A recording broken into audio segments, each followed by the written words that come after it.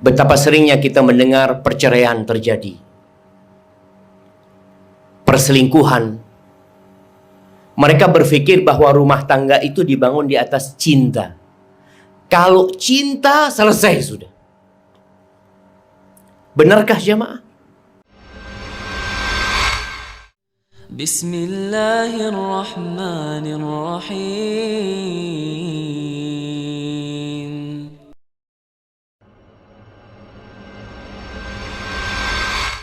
Ya, sebagian orang salah berprinsip dalam membangun rumah tangga.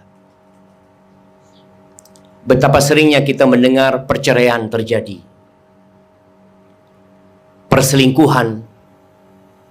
Mereka berpikir bahwa rumah tangga itu dibangun di atas cinta. Kalau cinta, selesai sudah.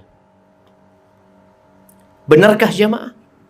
Bukankah orang-orang yang menikah kemudian bercerai dulunya saling mencintai? Bukankah mereka berikrar untuk sampai mati? Bukan mereka bersungguh-sungguh mengundang semua orang dalam pernikahan mereka, diumumkan, dibikin status. Sampai sekarang kita ngelihat ada orang belum nikah sudah repot dengan apa acara yang belum nikah namanya? Yang foto-fotoan dulu, wedding. Udah jadi itu semua, 2 tahun cerai, 1 tahun cerai. Sampai ada seorang artis dunia, dia menikah, pernikahannya hanya berumur 50 jam. 50 jam. Padahal pacaran bertahun-tahun jemaah. Mungkin dia sejak kuliah ya. Lama dia berpacaran. Ketika menikah, umur pernikahannya hanya 50 jam. Kejadian di Jawa Tengah sana.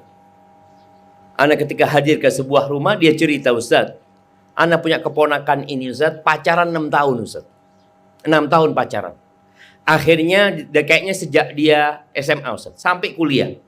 Lulus kuliah baru nikah. Wallah Ustaz, nikah 6 hari cerai. Kemana cinta yang 6 tahun? Kemana kata-kata indah yang selalu disebutkan? Kemana kata-kata manja yang selalu dituliskan? Nggak ada. Akhirnya kita berpikir, terus rumah tangga itu dibangun di atas apa, jemaah? Kenapa ada suami yang katanya cinta sama istrinya tapi dia berzina? Kenapa ada istri yang na'udzubillah, yang dia mengatakan cinta suaminya, ternyata anak yang dikandungnya bukan anak suaminya? Apakah ada? Banyak di masyarakat. Maka hari ini sebagai seorang muslim kita perlu belajar lagi. Anda lihat alhamdulillah ada sesepuh di sini yang mungkin Anda tidak akan menggurui, mereka lebih banyak makan asam dan garam ya dalam kehidupan rumah tangga. Tapi ada juga di antara mereka yang sebenarnya sudah bosan sama istrinya. Ada emak-emak yang mungkin sudah ngelihat lakinya, ya Allah kapan mati ini orang, gak mati-mati. Ketawa-ketawa, ada jemaah. Ada. Jadi kalau tembok itu bisa berbicara, akan menceritakan keluh kesah setiap pasangan. Dan kejadian di Pekalongan sana, ada seorang rombongan emak-emak ini takziah ke rumah kawan mereka. Mak suaminya baru mati. Datang mereka, ya Allah kesian kau ya Allah yang sabar, berharap pahala dari Allah. Kata dia, apa-apa, tunggu, kata dia, apa? Kata dia, loh engkau kan mati. Alhamdulillah sudah. Capek ngurusin orang tua itu saya. Alhamdulillah mati, istirahat. Adakah yang seperti itu? Ada. Ada. Maka kita harus berpikir sekarang, rumah tangga yang sebenarnya itu dibangun di atas apa? Semua orang ketika membangun rumah tangga, dia ingin mendapatkan ketentraman, kedamaian. Terakhir kisah, siapa artis yang baru cerai atau gugat cerai jemaah? Yang selalu mengatakan cinta sayang, kata netizen bohong semuanya. Enggak, dulu cinta. Ya, boleh jadi. Dulu cinta. Cinta itu seperti bunga. Dia harus dirawat dan diserami. Cinta itu bisa layu. Cinta itu bisa kering. Cinta itu bisa mati. Dan apakah rumah tangga harus dibangun di atas cinta? Ketika seorang tidak cinta sama istrinya, apakah kemudian harus bercerai? Enggak. Seorang istri nggak cinta sama suaminya, apakah dia harus berpisah? Lah. Umar bin Khattab radhiyallahu taala anhu, di kota Mekah ya, atau kota Madinah, ada seorang laki-laki namanya Ibnu Abi Abza. Hampir semua wanita yang dinikahin sama dia terakhir gugat cerai. Boleh jadi semuanya. Akhirnya laki-laki ini duda lagi. Karena digugat cerai terus. Suatu hari dia ingin membersihkan namanya. Bahwasanya perceraian terjadi bukan salah dia. Salah perempuan-perempuan itu, kata dia. Pulang dari masjid, dia bawa kawannya. Abdullah bin Abil Arqam. Dibawa ke rumahnya. Syuf, dengarkan ya. Engkau dengarkan bagaimana istriku. Datang sang suami Ibn Abi Abza mengatakan, Ibn Abi Azra. Bukan Ibn Abi Abza, Ibn Abi Azra. Dia tanya kepada istrinya, Anshuduki billah. Demi Allah aku minta sama engkau pernyataan. Nih suami kadangkala juga ada yang bertanya pertanyaan nggak perlu dijawab. Tapi dia bersumpah dengan nama Allah. Anshuduki billah. Atuhibbinani, engkau cinta nggak sama aku? Kata sang istri, udahlah, jangan tanya itulah, ngomong yang lain. Akhirnya tetap maksa sang suami. Akhirnya sang istri karena suaminya minta dengan nama Allah, kata istrinya, enggak. Kalau engkau tanya aku cinta sama engkau, enggak. Akhirnya laporlah orang ini kepada Umar bin Khattab radhiyallahu anhu, Amirul Mukminin. Dibawa saksinya, nih, Amirul Mukminin, tuh, istriku itu nggak cinta sama aku, kata dia. Gimana aku mau hidup sama orang yang tidak mencintaiku? Akhirnya istrinya dipanggil sama Umar bin Khattab. Ketika datang istrinya ditanya, "Anti, engkau yang ngomong, engkau nggak cinta sama suamimu?" Kata dia, "Ya Amirul Mukminin, innahu nasyadani billah." Wahai Amirul Mukminin, dia itu minta sama aku dengan nama Allah gitu. Lalu perempuan ini sadar, boleh aku bohong? Boleh aku dusta? Kata dia. Kata Umar, ikdzibi, nggak apa-apa bohong kau. Ternyata ada bohong yang diperbolehkan. Bohong antara suami istri. Yang berkaitan dengan rayu-merayu, cinta-mencinta ya. Suami ditanya sama istrinya, "Bang, engkau cinta nggak sama aku?" Allah, nggak ada perempuan lain di hatiku kecuali dirimu. Padahal dia mau nikah lagi coba. Bohong dia sebenarnya. Tapi untuk urusan yang seperti itu nggak apa-apa. Nggak ada. Engkau kalau belah dadaku, ada namaku terukir di sana. Siapa yang suka diomongin kayak gitu sama suaminya? Kadang-kala istrinya ngomong gombal bang. Umar mengatakan kepada perempuan, boleh kau bohong. Ketika ditanya sama suamimu, cinta, cinta. Sayang, sayang. Kau pengen mati sama aku? Iya, mati bersamamu. Sampai surga, sampai surga. Padahal di hatinya enggak. Lalu Umar bin Khattab mengatakan, ini pesannya.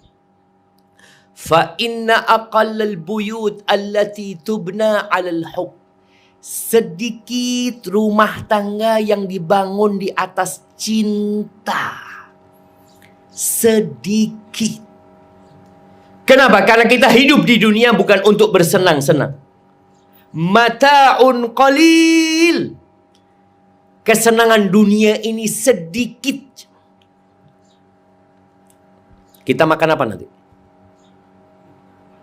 Makan apa? Soto? Soto Banjar. Soto Banjar. Baik, bayangkan ya, makan soto Banjar dengan kita BAB.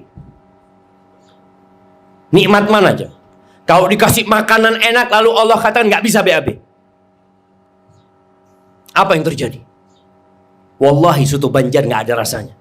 Kita akan ke dokter. Oh harus operasi, kita akan operasi. Itulah kehidupan dunia jemaah.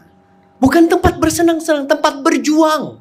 Maka semua kenyamanan yang ada di dunia itu berbalut kesedihan, tangisan, berbalut ketidaknyamanan. Karena kita diciptakan untuk mengabdi kepada Allah Azza wa Jalla. Tempat bersenang-senang ada namanya surga. Maka ketika seorang bertanya kepada Imam Ahmad mengatakan, "Ya Imam, matar roha, Imam, kapan istirahat? Kapan istirahat? Capek hidup di dunia ini. Dunia ini penjara buat orang beriman. Penjara. Ini nggak boleh, itu nggak boleh, harus kayak gini, wajib seperti itu. Capek. Kapan istirahat?" Kata Imam Ahmad, "Fi awwali qadamin tadauha fil jannah." Ketika engkau meletakkan kakimu di surga, baru istirahat. Makanya kembali kepada perkataan Umar bin Khattab radhiyallahu anhu, sedikit rumah tangga yang dibangun di atas cinta. Sedikit. Terus kenapa kok orang-orang bertahan dalam rumah tangganya? Coba seorang anak tanya sama ibunya. Siapa yang bapaknya suka marah-marah, tanya sama ibunya, Mak kok mau bertahan sama bapak kayak gitu?" Ya, kesian bapaknya. Nah, sudah tua. Kalau bisa dibungkus, emak bungkus bapakmu itu. Cuma kesian. Kesian yang membuat dia bertahan, bukan cinta. Dan kebanyakan kalau sudah tua-tua ini yang ada kesian. Ada suami yang kesian sama istrinya, istri kesian sama suaminya. Ana bertemu dengan satu orang, ya suaminya sudah umur 70 tahun, 72. Udah pakai tongkat, udah tua.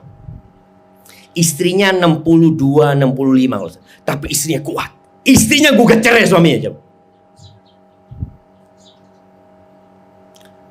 Punya usut, ternyata istrinya mau balas dendam sama suaminya. Suaminya ini zalim, Ustaz. Zalim. Sekarang dia sudah tua renta, dia butuh sama anak katakan selamat tinggal. Enggak, sudah. Anak capek ngurusin orang tua ini, Ustaz. Jamaah, rumah tangga itu sedikit yang dibangun di atas cinta. Walakinnan nas, kata Umar bin Khattab, yata'amaluna bil islami wal ihsan. Orang itu bergaul dalam rumah tangga karena dia muslim. Saya orang Islam. Saya disuruh berbuat baik kepada kucing. Muslim disuruh berbuat baik kepada anjing pun kita disuruh berbuat baik, jemaah. Bagaimana seorang pelacur ngasih minum anjing masuk surga? Masa sama suaminya, bapak anak-anaknya dia tidak berbuat baik? Masa nih orang yang dulu muda, kerja capek buat anak, sekarang anak mau tinggalkan dia? Enggak. Mereka bergaul karena Islam dan diperintah untuk berbuat baik. Maka prinsip pertama membangun rumah tangga itu takwa. Bertakwa kepada Allah. Oleh karena itu tatkala seorang hendak menikah, kata Nabi SAW, perempuan itu dinikahin karena 4 hal. Karena darah bangsawan. Karena nasabnya mulia. Yang kedua, karena hartanya. Yang ketiga, karena kecantikannya. Yang keempat, karena agamanya. Kata Nabi SAW, fadfar bidzatid din taribat yadak. Kalau engkau ingin punya rumah tangga yang indah, yang penuh dengan kebahagiaan, yang penuh dengan kebahagiaan dan kedamaian, bukan cuma bahagia tapi bahagia, damai, tentram, fadfar bidzatid din, cari yang agamanya baik. Tuh perempuan gak akan selingkuh ditinggal suaminya. Tuh perempuan akan jaga kehormatan dirinya. Tuh perempuan akan taat dan nurut. Tapi kalau menikah karena cantik, berapa lama kecantikan perempuan itu bertahan? Bapak-bapak yang sudah nikah ini, istrinya sampai kapan cantik? Sampai sekarang? Oh, Masya Allah, masih. Tapi istri tetangga lebih cantik, Ustaz. Rumput tetangga lebih hijau dari rumput sendiri. Kecantikan perempuan itu bertambah apa berkurang? Bapak-bapak, bertambah apa berkurang? Diam bapak-bapak, takut dia. Nah, terus terang lah. Bertambah apa berkurang? Berkurang kan semangat bapak. Turun bapak. Oh, Masya Allah. Iya. Marah. Oh, nggak setuju ibu. Padahal benar kan Pak? Jujur Bapak ini. Iya, kecantikan perempuan itu turun. Bahkan ini ada sebuah rahasia yang Anda sampaikan kepada bapak-bapak dan ibu-ibu. Rahasia, seorang itu melihat sesuatu yang belum dia miliki tidak dalam wujud aslinya. Seorang melihat sesuatu yang belum dia miliki itu tidak dalam wujud aslinya. Dia melihat dengan emosi. Contoh, seorang yang kepingin mobil. Ada yang kepingin mobil, mungkin apa mobil yang bagus-bagus di sini? Mini Cooper umpamanya. Ada Mini Cooper. Setiap lewat mobil itu, ya Allah, kapan aku punya? Lewat lagi kapan? Sampai dia beli, jemaah. Ketika dia beli, dia taruh di garasinya. Bagaimana perasaan dia? Seneng.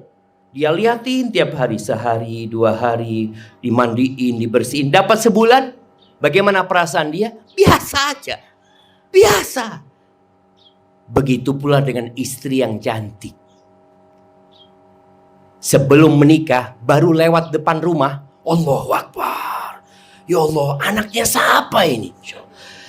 Lihat sandalnya cantik. Jangan lihat orangnya, sandalnya. Allahu Akbar. Ini sandalnya fulanah, kata dia.